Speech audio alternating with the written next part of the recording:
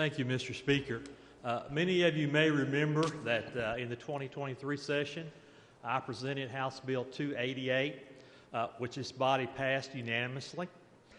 We got that legislation over to the Senate, got through the Senate Education Committee. However, it did not make it through the full Senate. House Bill 275 is almost identical to the legislation that was filed last year.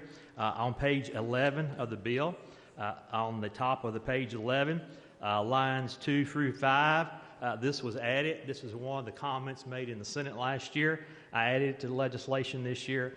It says, if, after completion of an investigation, the allegation is determined to be false, all records and references relating to the allegation shall be removed from the employee's personnel file.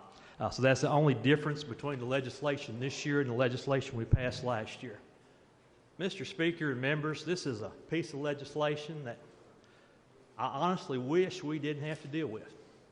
And I'm going to say that 99.9% plus of our dedicated teachers and those individuals who work in our school systems are there to support our children, to help them in their education. However, there are a small number of individuals. If you watch the news, it's almost daily somewhere in the United States, you will see some type of story or some type of allegation has happened or a person in a position of trust and authority has taken advantage of a young child, a student in this country, and that's what we're trying to prevent here in House Bill 275. I will share a story that happened that I'm aware of before I became a member of this body. I had an individual, a family that I knew. They had a young daughter who was a teenage daughter attending a public high school. There was a teacher in that school that made inappropriate sexual advances toward that young lady.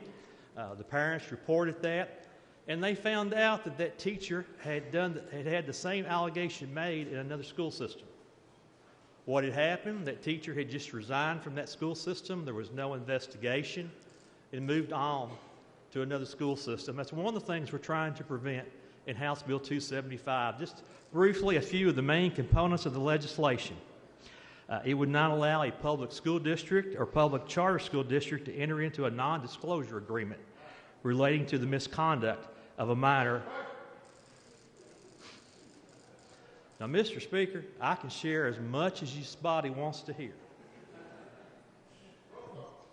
You have the floor, gentleman. Mr. Speaker, I've been around here long enough. I'll be happy to entertain any questions. But this time, I move for adoption of House Bill 275 as amended by House Committee Sub 1.